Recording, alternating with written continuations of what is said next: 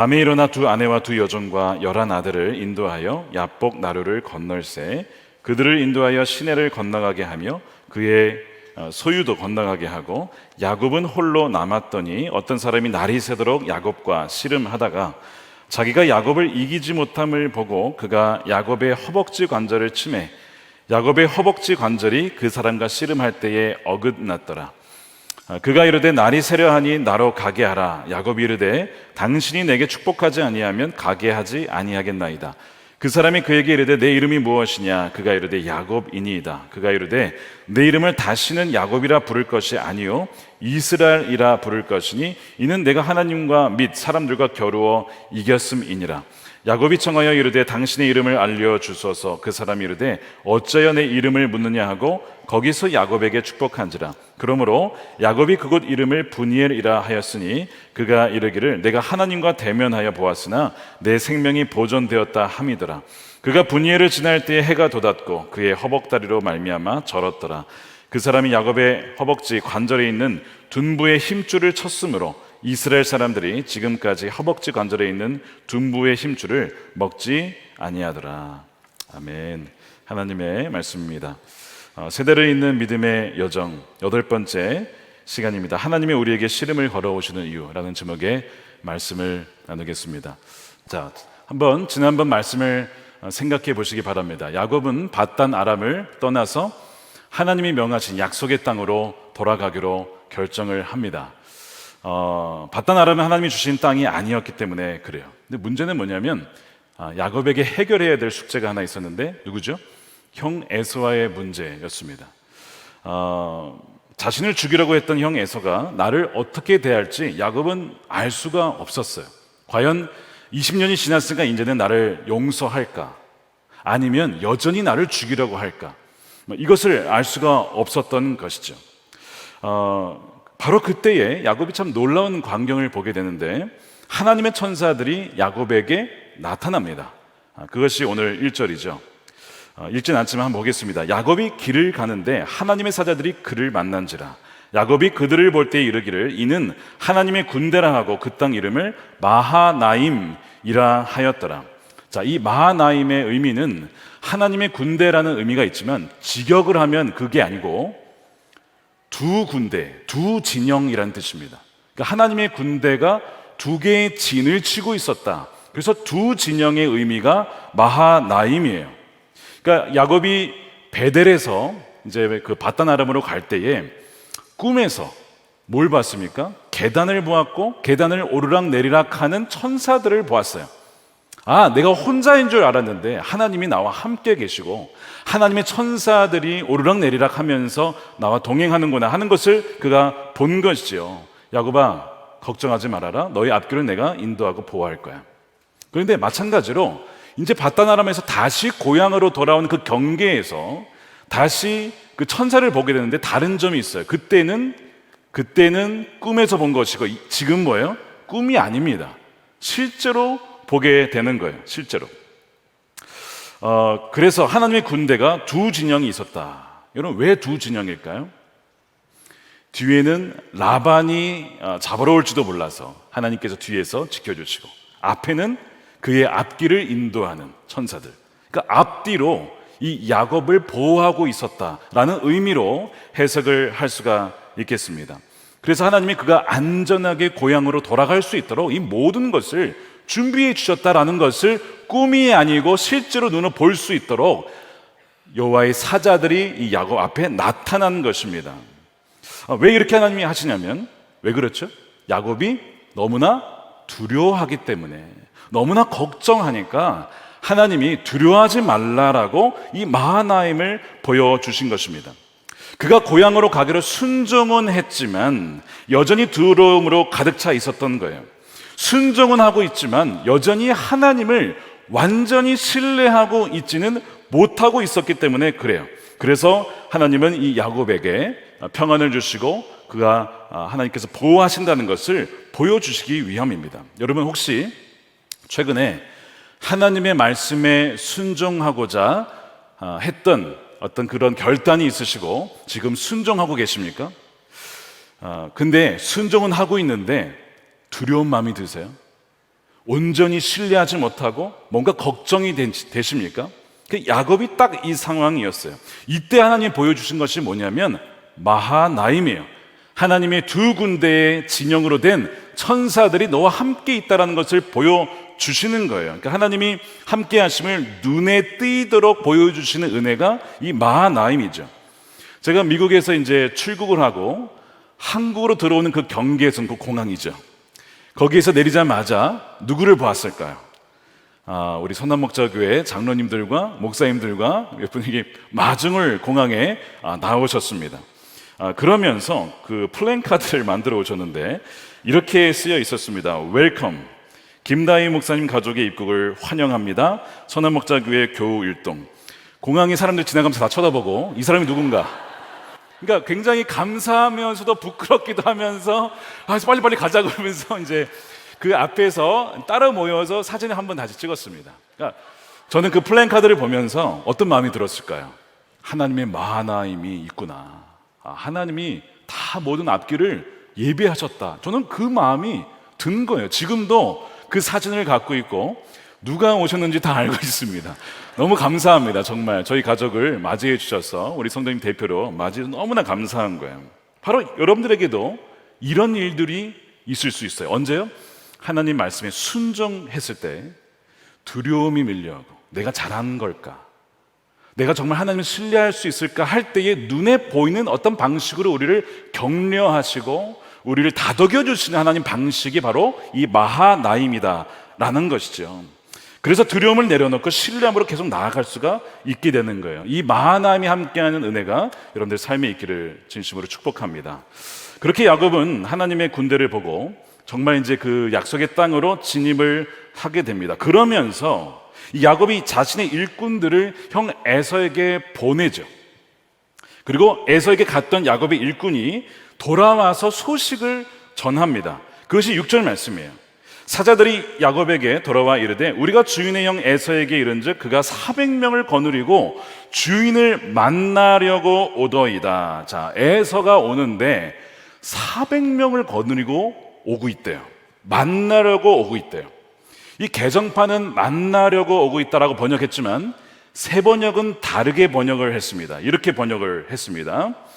주인 어른의 형님께서 어른께 다녀왔습니다. 그분은 지금 부하 400명을 거느리고 주인 어른을 치려고 이리로 오고 있습니다. 세 번역은 좀 다르게 번역을 했어요.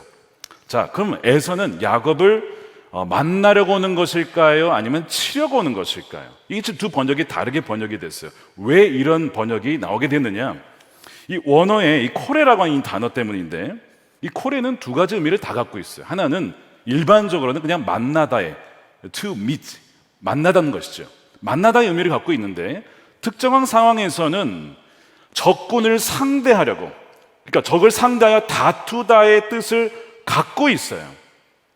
그러니까 이걸 번역을 할 때 만나다라고 번역할 수도 있고 다투려고 치려고 온다라고 번역할 수도 있는 것이죠. 상황에 따라서 다르게 번역이 되는 겁니다. 물론 이 일꾼은요 그냥 만나려고 이 만나다의 의미로 말했을 가능성이 높아요. 왜냐하면 거의 모든 영어 성경 그냥 만나다라고 번역을 했어요. 그런데 이 세 번역은 치려고 번역했다는 것이죠. 왜냐하면 야곱이 두려워했기 때문에. 그러니까 야곱이 그 소식을 듣고 두려워하거든요. 7절에 보세요. 야곱이 심히 두렵고 답답하여 혹은 걱정이 돼서 자기와 함께한 동행자와 양과 소와 낙타를 두 떼로 나누었다. 그러니까 이 반응을 봤을 때 이 번역을 치려고 번역을 한 것이 맞겠다라고 해서 세 번역 성경 그렇게 번역을 한 것입니다. 문제는 뭐냐면 해석입니다. 에서가 400명을 끌고 오는 것이 과연 그게 팩트긴 하지만 도대체 이것이 무슨 의미냐는 해석에 따라서 완전히 달라지는 것이죠. 사실과 여러분의 해석을 구분할 수 있어야 됩니다.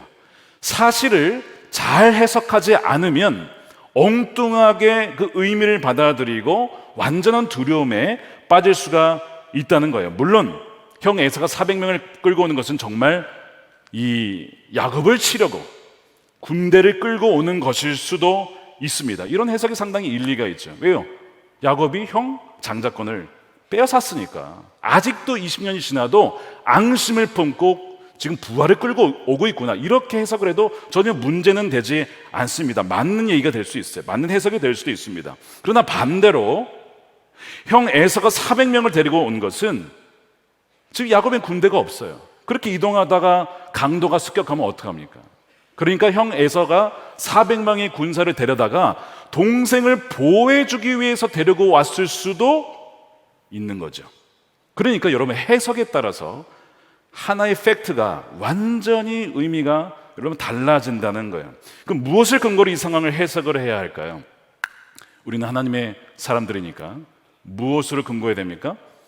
하나님의 말씀을 근거로 그 상황과 사실을 해석할 수 있는, 여러분, 그 능력이 있어야 된다는 거예요.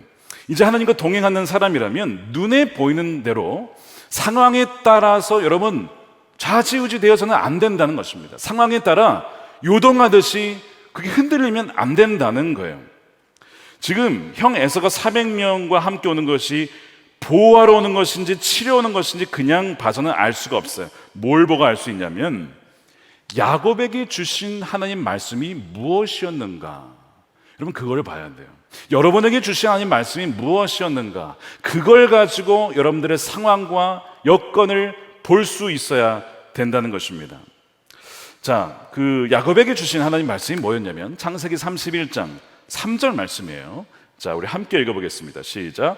여호와께서 야곱에게 이르시되 내 조상의 땅 내 족속에게로 돌아가라, 내가 너와 함께 있으리라 하신지라. 자, 이게 약속의 말씀입니다. 이 약속의 말씀에 의하면 야곱은 그 땅으로 돌아가고요, 하나님이 함께 하시기 때문에 어려움이 있을지라도, 어려움이 없을 수도 있지만 어려움이 있을지라도 문제가 되지 않습니다. 자, 이것을 붙잡고 있으면 형 에서 400명이 오는 것이 나를 치는 것이라 할지라도 하나님 나와 함께 하시니까, 아니 형 에서가 어떻게 하나님을 이기겠어요? 이렇게 받아들일 수 있죠. 또한 한편으로는 이렇게 해석할 수 있습니다. 아, 하나님께서 나와 함께 하신다는 것이 어떤 방식으로 함께 하시는가? 형 에서가 자신의 군대 400명을 데리고 와서 우리가 그 땅으로 안전히 갈 수 있도록 보호해 주시려고 보내주시는구나, 이렇게 충분히 해석할 수 있다는 것입니다.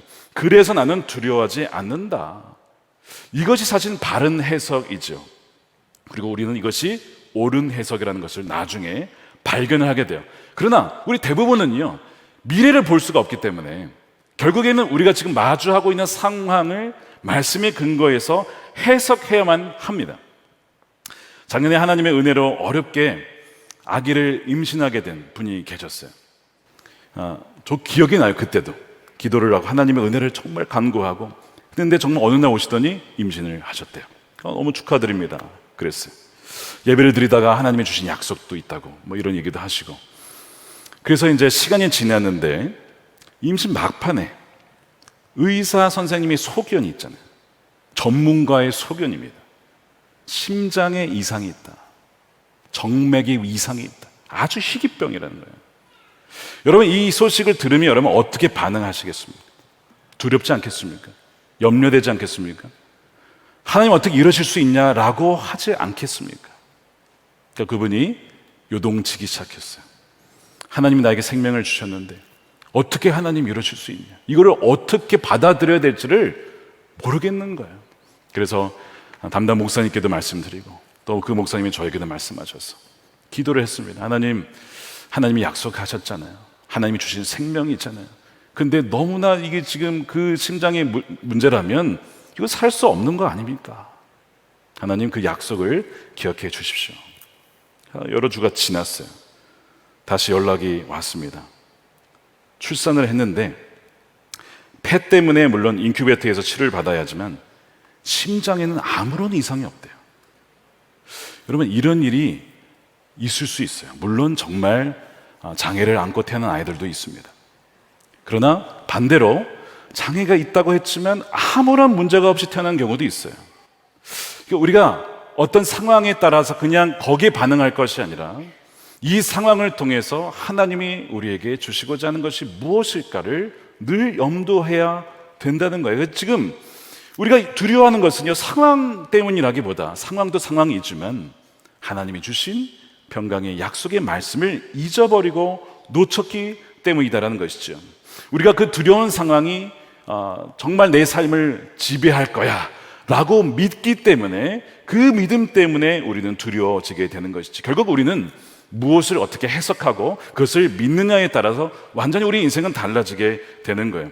제가 재작년에 부임을 하고 나서 몇 주 이제 설교를 한 뒤에 이런 이야기를 들었어요. 목사님 말이 너무 빨라서 적응이 안 됩니다. 그래서 제가 한동안 말을 좀 천천히 했습니다. 근데 제가 적응이 안 돼요. 어떤 분은 그런 얘기를 하셨어요. 목사님, 유 목사님 은퇴하시면 교회가 어떻게 될지 모르니까 대비를 해야 된다. 그 맞는 얘기 아닙니까? 제가 그런 얘기를 다 들으면서 제 귀에 들리는 현실이었어요. 제가 그런 말을 듣고 있으면 걱정이 될까요? 안 될 수가 없죠. 사람인데 걱정이 되죠. 정말 그렇게 되면 어떡하지? 이런 생각이 막 들기 시작했어요. 여러분, 그때 두려움이 우리를 올무처럼 사로잡을 때가 있습니다. 현실이 그럴 수도 있고 현실은 그렇지 않은데 사람들의 말 때문에 두려움이 엄습할 때가 있어요. 그때 제가 뭘 했을까요? 하나님이 저에게 주신 약속의 말씀을 다시 꺼내서 펴보았습니다.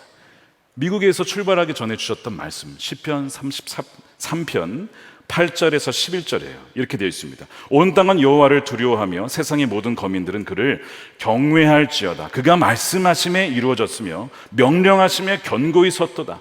여호와께서 나라들의 계획을 폐하시며 민족들의 사상을 무효하게 하시도다. 여호와의 계획은 영원히 서고 그의 생각은 대대에 이르리로다. 말씀하심에 이루어졌고 명령하심에 견고히 섰다. 하나님이 부르셨고 하나님이 세우셨으니까 하나님이 이루실 거다. 이 말씀을 딱 붙잡으니까 모든 두려움이 사라지는 거예요. 저는 이 말씀이 얼마나 감사한지, 하나님의 부르심에는 뭐가 없다고요? 후회하심이 없다는 것을 다시 한번, 그래서 우리가 흔들리는 것을 아예 막을 수는 없지만, 흔들리다가 아예 그냥 뿌리가 뽑히는 것이 아니라 흔들리다가도 다시 말씀으로 우리에게 주시는 음성으로 받으면 다시 서게 되는 거예요. 문제는 뭐냐면 야곱의 경우에 그저 종의 말만 듣고 자신의 편견에 따라서 비추어 해석을 한 것이죠. 그는 분명 지금 방금 뭘 봤습니까? 마하나임, 하나님이 두 군대, 아예 그냥 꿈이 아니라 실제로 봤어요. 그럼에도 불구하고 언제 그것을 봤냐는 듯이 잊어버리고 그가 어떻게 이 두려움에 대해서 이제 대처를 하냐면 그것이 7절 말씀입니다. 잘 보세요. 야곱이 심히 두렵고 답답하여 자기와 함께한 동행자와 양과 소와 낙타를 두 떼로 나누고 이르되 에서가 와서 한 떼를 치면 남은 한 떼는 피하리라 하고. 야곱은 머리가 굉장히 비상한 사람입니다. 꾀가 많은 사람이에요. 모든 상황에 대한 대비와 전략을 플랜 A부터 Z까지 ABCD 쫙 해서 세워놓는 사람이 바로 이 야곱입니다. 근데 7절에 두 떼라는 단어를 보세요. 아까 마하나임의 뜻이 뭐라고 했습니까? 두 진영의 군대. 이 두 떼가 또 나와요. 여러분, 지금 성경은 풍자를 하고 있습니다. 이 두 떼의 언어가 마하노시입니다. 이 무슨 얘기냐면 마하나님의 이 어근에 같은 단어, 마하내에서 나온 단어인데요. 마하나임을 보여줬는데 그는 잊어버리고 차라리 이거보다 내가 만들어 놓은 전략, 즉 두 떼 마하노스를 만들어서 먼저 보냈다가 혹시 치면 이거라도 남겨야지, 이게 훨씬 더 믿을만하다. 야곱은 이거를 믿은 거예요.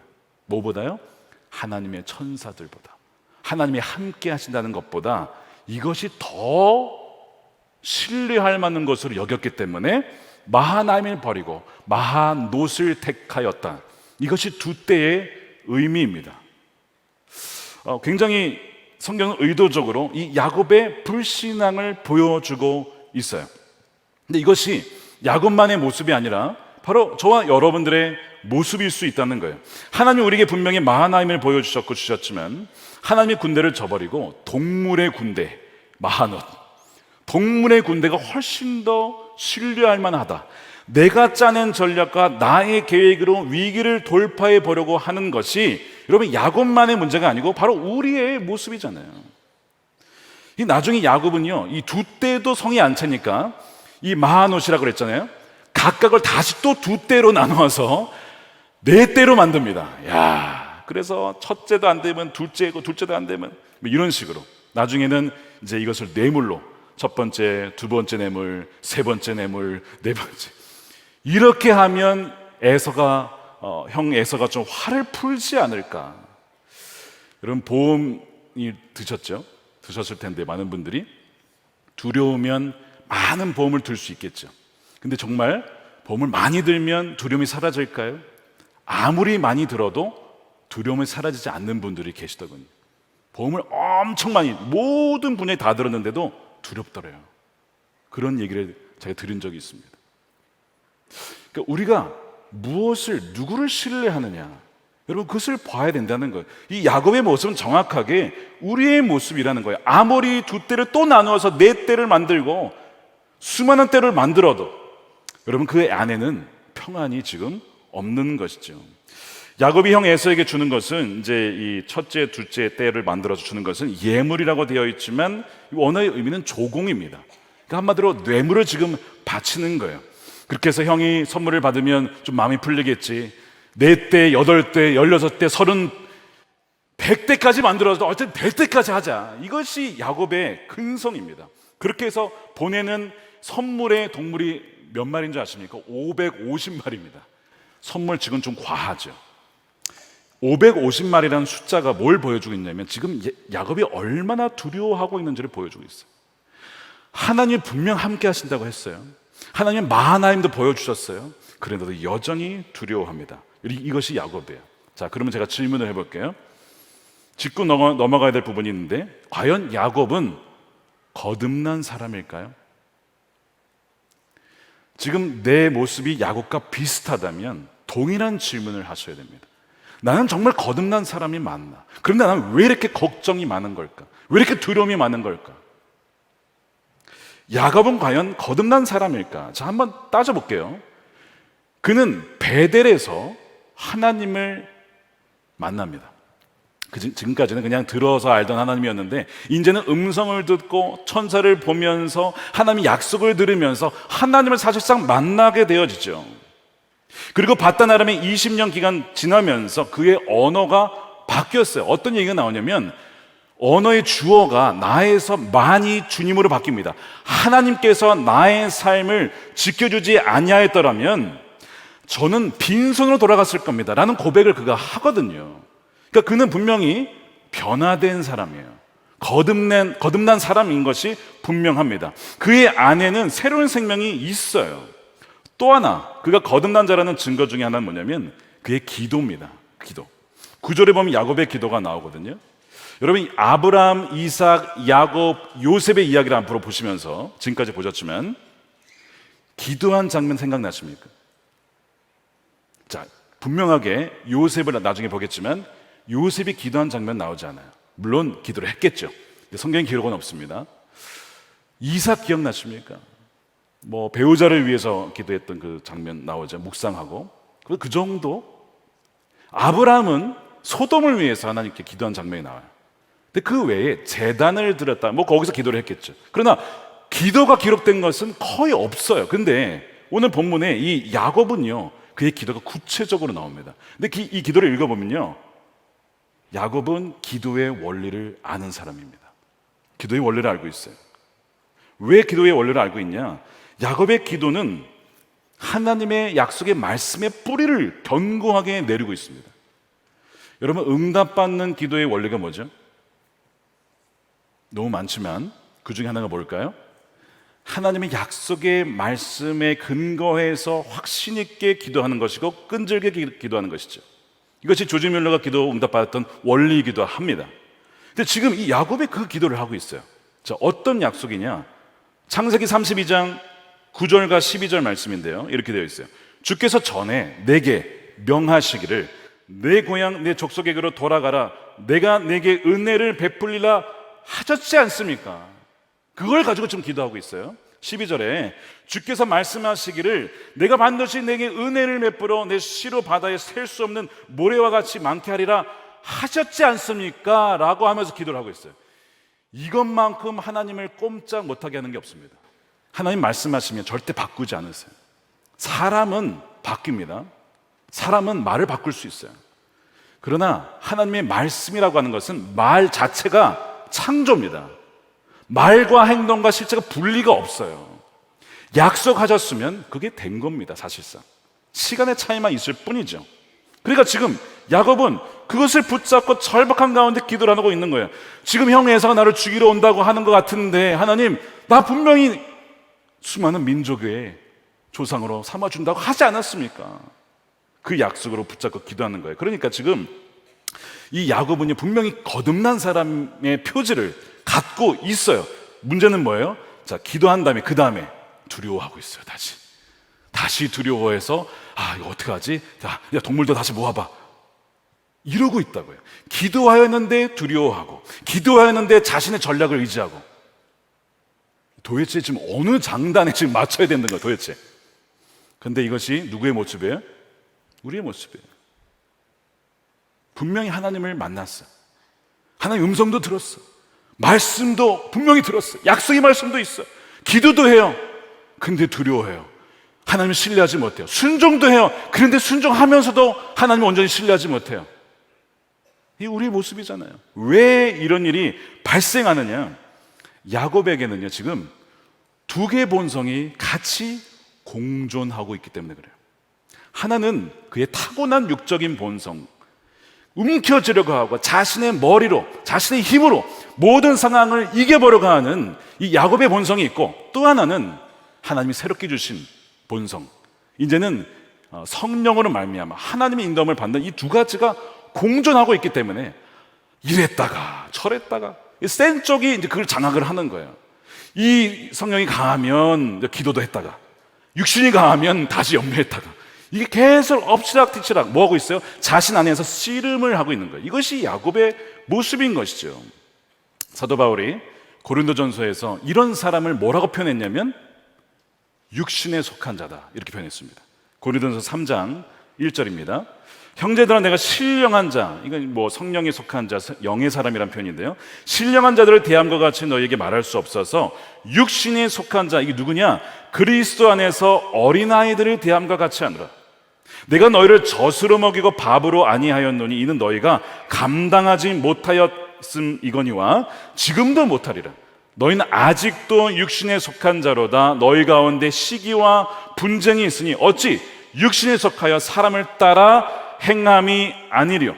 자, 육신에 속한 자가 누구냐면 거듭나서 성령이 그 안에 거하여서 변화된 사람인데 그의 영은 아직 어린 아이예요. 아기, 완전히 베이비에서는 더 컸지만 여전히 어린 아이예요. 크질 못한 겁니다. 그래서 어떤 속성이 더 강하냐면 본인의 타고난 속성, 자신의 육신의 본성이 훨씬 더 강한 거예요. 그 특징이 뭐냐면 시기, 질투, 투쟁입니다. 이 분쟁이라고 하는 이 부분이 싸우려 하는 거고 경쟁하려고 하고 자기가 움켜쥐려고 하는 속성이거든요. 이 야곱의 속성이잖아요. 그 야곱은 그대로 지금 이 자신의 이 타고난 본성이 훨씬 더 강하다는 것을 보여주고 있어요. 자, 어린아이의 또 다른 특징이 뭐냐면 풍조에 자꾸 흔들린다는 거예요.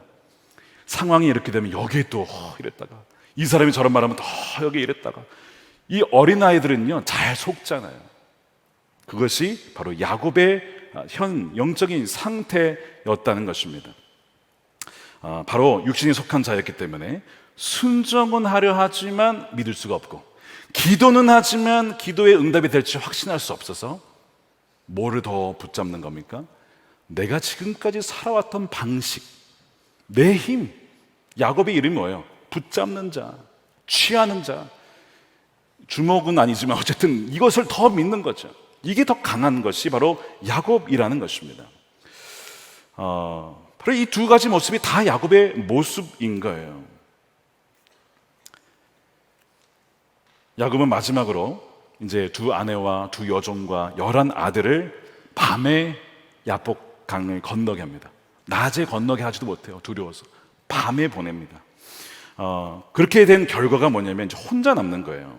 자, 오늘 23절입니다. 그들을 인도하여 시내를 건너가게 하고 그의 소유도 건너가게 하고 야곱은 홀로 남았다.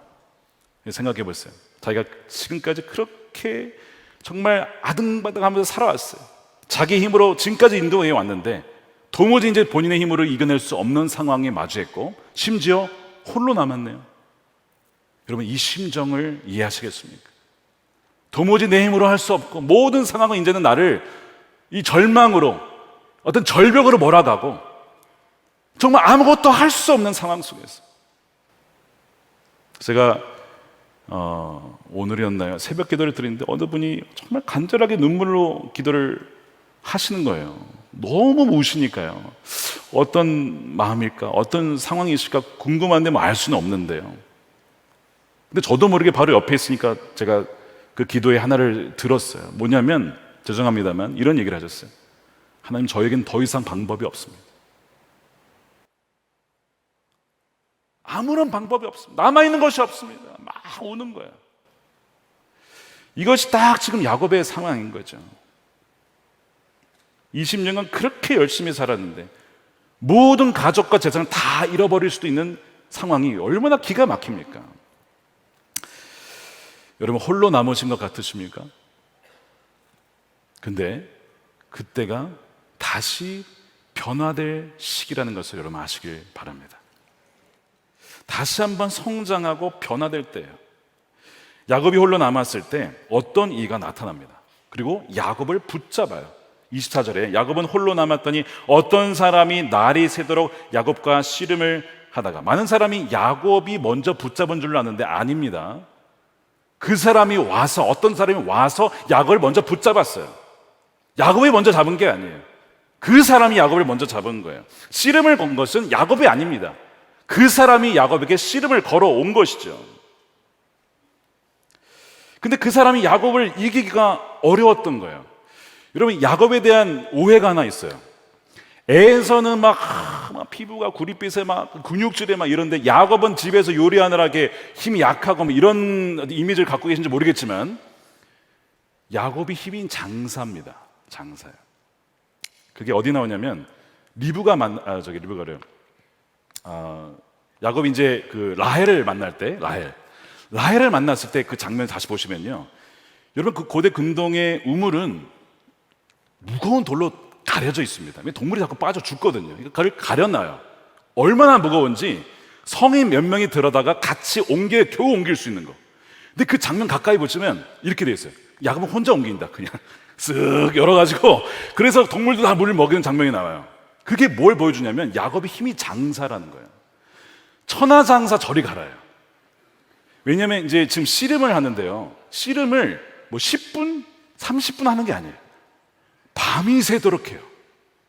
프로 레슬링 선수들이 올림픽에서 자기와 체급이 비슷한 사람하고 붙으면 한 10분만 해도요, 힘이 다 떨어집니다. 그만큼 힘든 게 레슬링이거든요. 근데 밤이 새도록 했다. 힘도 장사인데 지구력까지 있어. 진짜. 그러니까 이게 지금 어떤 사람이 와가지고 이겨보려고 왔는데 이게 지금 보통 센 게 아닌 거야, 이 야곱이. 게다가 지금 상황이 절박하니까, 여러분, 그 정신적인 이 상황 속에서 절박한 사람이 더 초인적인 힘이 나는 거 아시죠? 그러니까 막 붙잡고 막 도무지 막 이렇게 된 상황이 된 거예요. 그래서 그 사람이 야곱을 이기지 못합니다. 25절, 자기가 야곱을 이기지 못함을 보고. 자, 이 구절이 이제 오늘의 핵심 구절 중에 하나입니다. 여러분, 이 구절을 어떻게 이해하십니까? 자기가 야곱을 이기지 못함을 보고를 긍정적으로 보세요? 아니면 부정적으로 보세요? 아니면 둘 다로 보십니까? 오늘 이 본문이 굉장히 해석이 달라지는 본문입니다. 여러분, 나중에 이 본문을 가지고 말씀을 하신 분들을 보시면 헷갈리실 거예요. 전혀 다른 얘기를 막 하시거든요. 저도 이 말씀 가지고 뭘 했을까요? 씨름을 많이 했습니다. 주님, 도대체 이 말씀이 이거 이해가 잘 안 가는데요. 이게 뭡니까 도대체? 일단 이 어떤 자는요, 천사인데요, 천사인데 단지 천사가 아니고 하나님이죠. 왜냐면 뒤에 보시면 내가 하나님과 겨뤘다 이렇게 표현하는 거 봤을 때, 아, 인간의 모습으로 나타나신 하나님이구나 하는 것을 알게 돼요. 하나님은 종종 인간의 모습으로, 아브라함에게도 그렇게 나타나셨잖아요. 그러니까 하나님이 사람의 모습으로 나타나서 야곱과 씨름을 하게 된 것입니다. 어떤 분들은 야곱이 하나님과 기도의 씨름을 했다 이렇게 해석하신 경우도 있는데요, 그건 그렇지 않아요. 왜냐하면 분명히 야곱의 기도는 기도했다라고 따로 나오고 이건 씨름이라고 하고 있기 때문에 분명히 구분을 하고 있어요.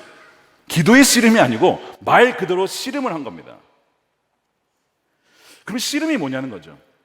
씨름은요, 그 사람을 눕혀서 위에서 누르는 것이죠. 그 사람을 굴복시키고 항복시키는 것입니다.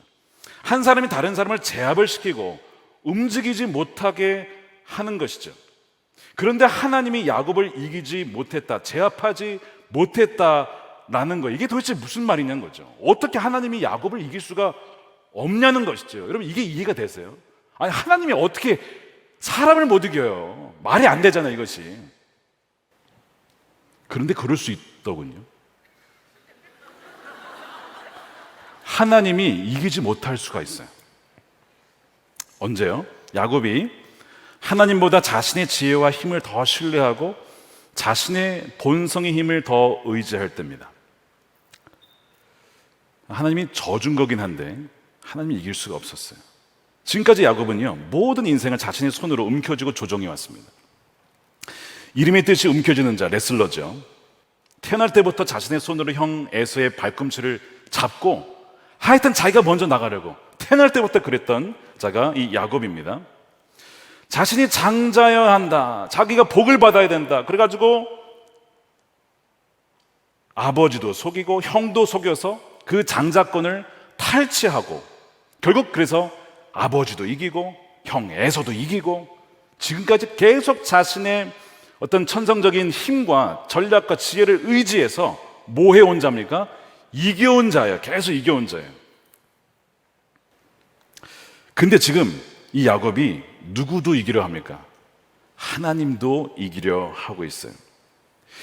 야곱은 하나님도 내가 컨트롤해서 내가 원하는 삶을 위해서 통제할 수 있을 것이라고 생각한 사람입니다. 야곱은 하나님을 이기려 한 자죠.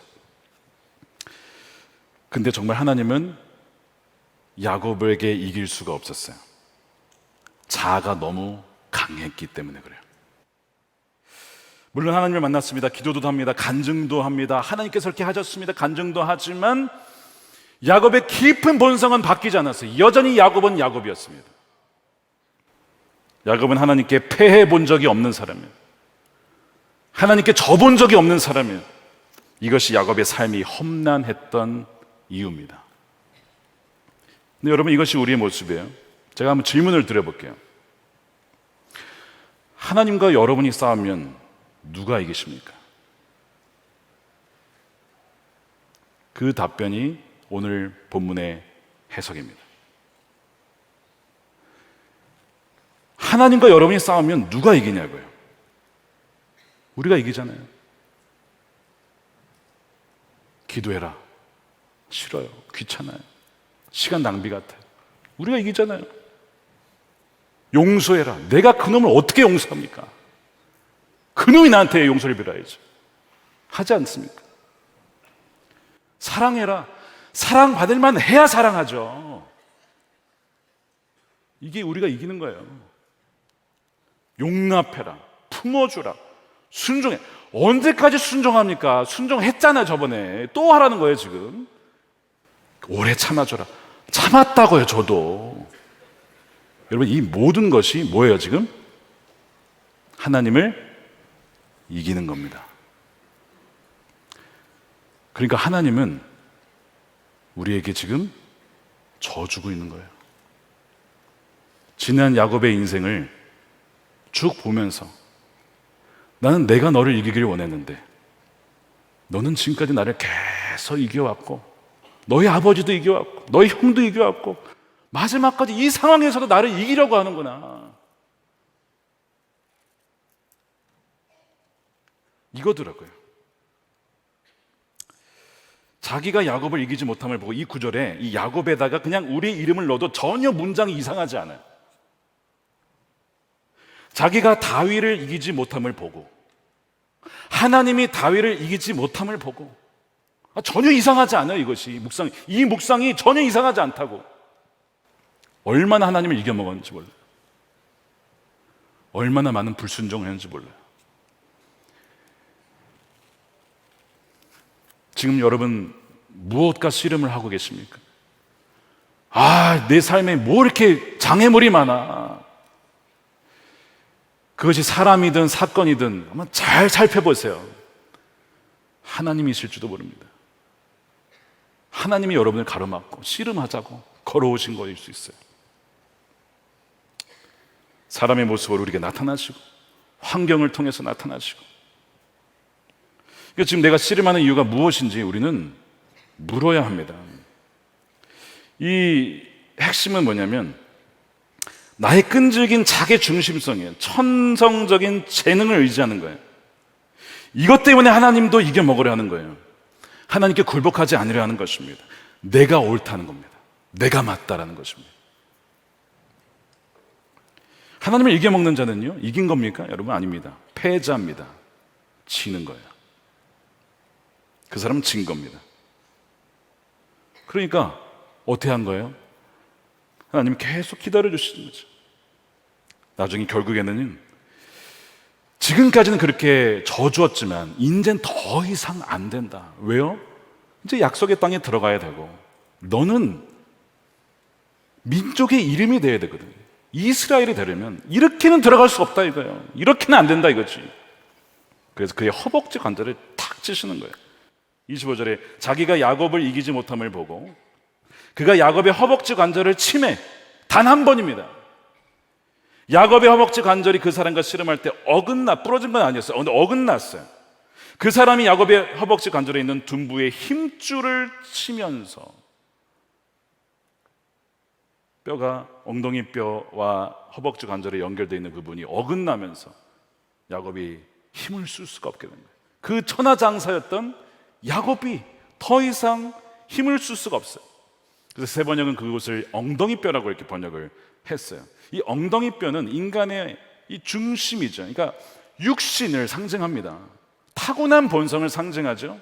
강한 본성, 질긴 본성, 지독한 자기 중심성과 자기 사랑을 상징하는 거예요.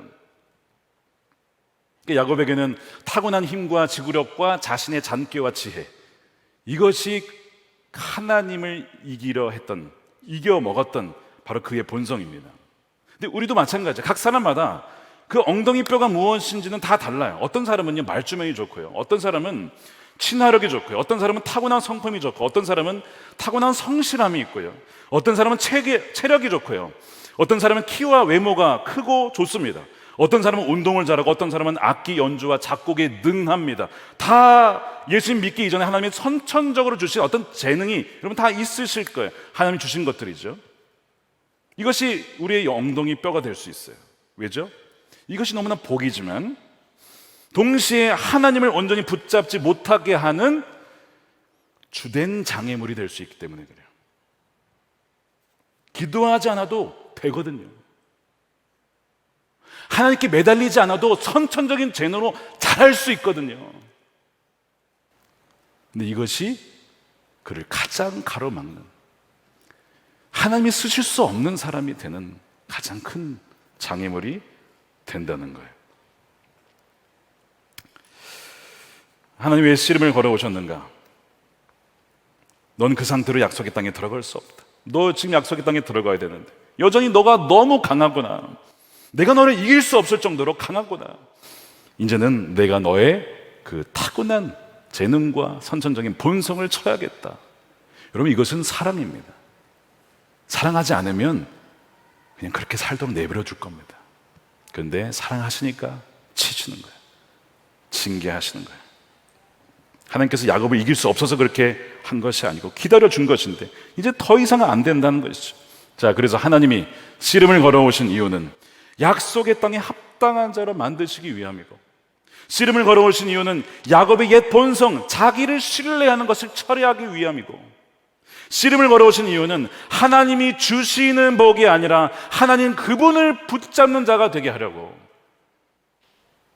씨름을 걸어오신 거예요. 야곱도 씨름을 하다가 이 사람이 아닌 걸 알았어요. 지금까지 자기 인생에 자기를 당해낸 사람이 없었어요. 그 사람도 자기를 이길 수 없지만 자기도 이거 완전히 제압을 못하는 겁니다. 이게 뭔가 신적인 존재라는 것을 그 당번이 알았을 거예요. 그래서 하나님께서 그를 치고 더 이상 힘을 쓸 수 없게 만드는데요, 결국 야곱의 번성은 거기서 죽게 되죠. 26절인데요, 야곱의 허벅지 관절이 사람과 씨름할 때 어긋났다. 그러면서 그 26절에 보니까 그 다음에 어긋났어요. 이제 힘이 다 빠졌어요. 이제 더 이상 의지할 게 없어요. 26절에 어떻게 되죠? 그가 이르되 날이 새려하니 나로 가게 하라. 야곱이 이르되 당신이 내게 축복하지 아니하면 가게 하지 아니하겠나이다. 자, 이게 뭐냐면요, 뼈가 이제 어긋나면서 힘이 다 빠졌어요. 근데 아직 이 팔은 쓸 수가 있는 거예요. 그러면서 이 사람이 아니라 하나님인 것을 알았어요. 가장 약할 때에, 이제는 몸이 가장 약할 그때에 비로소 하나님을 붙잡게 된 거죠. 가장 약할 그때에 비로소 하나님만을 붙잡게 되고 하나님에게 떼를 쓰게 된 거예요. 이것이 야곱의 십자가 사건이죠. 제가 지난 수요일부터 이상하게 왼쪽 허벅지가 문제가 생겼습니다. 뼈가 틀어지면서 잘 걷지를 못하게 됐어요.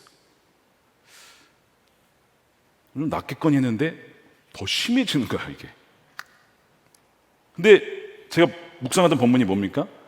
이 창세기 32장 야곱의 허벅지를 치신 하나님, 왜 저를 치신 겁니까? 제가 이렇게 질문을 던지고 묵상을 하던 중에 이런 마음이 들었어요. 저는 별로 잘난 것이 없지만 너의 타고난 재능, 너가 노력해서 얻은 그 모든 것 신뢰하지 마라. 좀 놀라운 말씀이에요. 제가 지금까지 공부했던 거 귀하지만 너 그거 다 배설물같이 버리고 정말 나만을 신뢰할 수 있겠느냐. 심지어 너의 타고난 어떤 목소리, 배경, 모든 것 다 의지하지 말아라. 주님께서 씨름을 거신 이유가 이거더라고요. 왜요? 약속의 땅에 들어가야 돼요. 하나님의 백성을 세워야 되는데 타고난 재능, 어떤 그것을 의지해서는 여러분 그렇게 될 수가 없거든요. 오직 하나님의 전적인 은총을 구하고 신뢰하라 라는 말씀으로 받았어요. 야곱이 26절에서 구한 축복이 무엇이었는가? 뭘까요? 무슨 축복을 구했을까요? 성경은 성경으로 해석하라는 성경 원칙이 있습니다. 해석 원칙이. 호세아 선지자가 이 본문을 이렇게 해석을 했어요. 호세아서 12장 4절 말씀 우리 함께 읽어볼게요. 시작. 야곱은 천사와 싸워서 이기자 울면서 은총을 간구하였다. 하나님은 베델에서 그를 만나시고 거기에서 우리에게 말씀하셨다. 뭘 구한 거예요 지금? 은총. 야곱과 은총은 별로 안 어울리는 단어입니다. 야곱은 자기 힘으로 어떻게든 움켜쥐고 속여서라도 쟁취하는 자에게 은총이라는 단어는 안 어울리는 단어인데 지금 뭘 구하고 있어요? 하나님의 은총, 하나님의 호의, 하나님께서 예뻐하시고 하나님께서 기뻐하시고 하나님이 보시기에 참 아름답다라고 여겨주신 것이 다 이게 호의거든요. 그러면 끝난 거 아닙니까? 하나님이 그냥 택하셨다, 하나님의 호의를 베푸신다, 그러면 다 끝난 거거든요. 야곱이 뭘 깨달았냐면 평생 자기가 이렇게 움켜쥐려고 해도 그걸로 안 되는구나, 이게 다 실패구나. 정말 구해야 될 것은 하나님이고 그분의 은혜요, 그분의 은총을 내가 구해야 되는구나. 매달리는 거예요. 평생 다른 것을 붙잡고 있다가 이제는 하나님께 매달리는 거예요. 은총을 내게 부어주십시오. 저에게 호의를 베풀어 주십시오. 그것이 야곱이 브니엘에서 구한 거예요. 하나님께 지는 것이 진정 이기는 것입니다. 야곱을 꺾으신 하나님도 결국 그것으로 이기신 것이죠. 그래서 하나님이 야곱의 이름을 이스라엘로 바꿔주십니다. 27절에 너의 이름이 무엇이냐? 야곱입니다. 취하는 자, 탈취하는 자. 그가 이르되 내 이름을 다시는 야곱이라 부를 것이 아니요 이스라엘이라 부를 것이니 이는 내가 하나님과 및 사람들과 겨루어 이겼음이니라. 자, 이 부분도 해석에 여러 가지 얘기가 나오는 부분이에요. 이스라엘이라고 부르면서 이는 내가 하나님과 사람들과 겨루어 이겼습니다. 이게 무슨 말일까요? 저는 이걸 이렇게 해석을 하고 싶습니다. 너 지금까지 아버지도 이겼어, 에서도 이겼어, 라반도 이겼어, 심지어 하나님도 이겼어. 지금까지 너 그렇게 살아왔지? 너 이제 다시는 그렇게 살지 마. 다시는 야곱 그렇게 이겨먹는 사로 살지 말고 이스라엘로 살아. 이스라엘이 뭔지 아세요? 이스라는 다스린다, 엘은 하나님입니다. 근데 히브리어에서 엘을 쓸 때는 목적어로 쓴 적이 없어요. 무슨 얘기냐면 하나님을 목적어로 쓰면 하나님을 이기다, 하나님을 다스리다 말이 안 되잖아요. 엘이 들어간다는 것은 무조건 하나님이 주어입니다. 그러면 이스라엘의 의미는 뭐냐면 하나님이 통치하신다, 하나님이 다스리신다. 너의 삶은 이제 하나님이 다스리는 삶이 되는 거야. 지금까지 너의 삶으로 다 이겨먹으라고 했잖아. 하나님도 이겨먹으라고 했잖아. 다시는 그 삶이 아니고 이제는 너를 통해서 내가 너의 삶을 통치하고 너의 삶을 다스리는 그 삶이 될 거야. 이것이 이 말씀의 의미인 줄로 믿습니다. 그래서 하나님의 씨름을 걸어오신 거예요. 여러분, 홀로 남은 것 같고 인생의 치열한 씨름의 한복판에 지금 계십니까? 여러분을 막고 씨름하는 그분은 하나님인 줄도 모릅니다. 그리고 물으실 거예요. 누가 너의 삶을 다스리느냐? 누가 너의 삶을 통치하고 있느냐? 누가 너의 삶을 명령하고 있느냐? 너냐 아니면 나냐? 하나님은 우리가 항복하기를 원하세요. 온전히 그분을 신뢰하기를 원하신다는 거예요. 순종은 했지만 불안해서 두 때로 나누고 또 그것을 두 때로 나누고 또 두 때로 나누고 불안하고 염려하고 있지는 않습니까? 약해지는 것을 두려워하지 마십시오. 야곱이 가장 약할 때 비로소 이스라엘이 돼요. 하나님이 통치하시는 자가 됩니다. 여러분, 이것이 성경 전반에 흐르는 원리입니다. 어떻게 사도 바울이 사울이 바울이 됐습니까? 그렇게 스데반이 설교를 해도 변하지 않다가 하나님이 탁 치셨죠. 볼 수가 없는 거예요. 눈을 보는 것으로만 살았던 바울이요, 사울이죠. 보는 것으로만 살았던 눈을 탁 치고 볼 수 없게 만들었어요. 하나님께 완전 항복하는 거예요. 그의 천성적인 어떤 재능가기를 쳐버린 거죠. 하나님, 저 항복합니다. 항복합니다. 주님이시군요. 이제 보는 것에 의해 살지 않겠습니다. 믿음으로 보는 삶, 그렇게 살아가겠습니다. 그래서 그가 3층 정도 올라가서 그 놀라운 것도 보고, 그러나 하나님은 그에게 가시를 제거해 주지 않았어요. 왜요? 이 가시가 뭐냐? 많은 사람들이 얘기하는 게 뭐냐면 아마 안질이었을 거다, 눈에 뭔가 어려움이 있었을 것이다, 이렇게 얘기를 많이 합니다. 그의 눈의 고통을 생각하면서 무슨 생각을 했을까요? 하나님의 은혜, 하나님의 은총, 내 삶을 의지하고 살아갔던 그때 그런 하나님 나를 건져주셔서 영적인 눈을 뜨게 하신 그 사건을 계속 그 눈의 가시와 같은 육신의 가시를 통해서 기억나게 하면서 평생을 그렇게 하나님이 부르실 때까지 그렇게 쓰신 것이죠. 그러니까 지금 야곱은요, 돌아가면서 어떻게 합니까? 허복다리를 절게 됩니다. 31절에 그가 분이엘을 지날 때에 해가 돋았고 그의 허복다리로 말미암아 절었더라. 그는 평생 저는 자로 살겠대요. 근데 저는 것이 그에겐 너무나 은혜였어요. 하나님, 제가 비록 절지만 절 때마다 무슨 생각이 났을까요? 분이엘 사건. 하나님이 나를 붙잡고 이제는 너가 붙잡지 않아도 돼. 내가 너를 붙잡고 있어. 내가 너를 다스리고 있어. 내가 너를 통치하고 있어. 그 사건이 계속 절 때마다, 다리를 쩔뚝쩔뚝 할 때마다 그날이 생각이 나는 거죠. 여러분, 이것은 전 것은 불행이 아니고 놀라운 하나님의 복이요, 하나님의 은혜인 것입니다.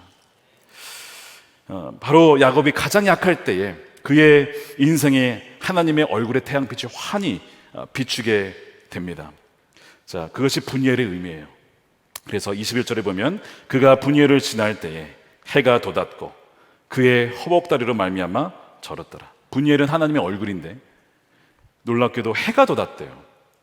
여러분, 베델 때 어떤 상황이었는지 기억나세요? 베델 때는 해가 지는 때였습니다. 어둠이었습니다. 밤이었습니다. 근데 이제는 해가 돋아요. 왜요? 이제는 내가 이기는 자가 아니라 하나님이 이기게 하시고 하나님이 다스린 자로 바뀌었음을 보여주는 상징적인 의미죠. 해가 돋고 그 빛이 그에게 환히 비치게 되는 거예요. 사랑하는 여러분, 하나님께서 우리에게 씨름을 걸어오실 때가 있습니다. 우리 사랑하시기 때문에 그래요. 우리를 내버려 두실 수가 없기 때문에 그래요. 하나님께 이기는 것은 여러분 지는 것입니다. 그러나 하나님께 지는 것은 진정 이기는 삶입니다. 그래야만 하나님이 우리를 진정 다스릴 수 있기 때문에, 진정 이스라엘이 될 수 있기 때문에, 하나님의 백성이 될 수 있기 때문에 그렇습니다. 하나님께 우리 온전한 삶을 드리고 하나님의 온전한 통치를 누리는 그 은혜의 삶을 살아가시는 저와 여러분들의 삶이 되시기를 우리 주님의 이름으로 축원드립니다.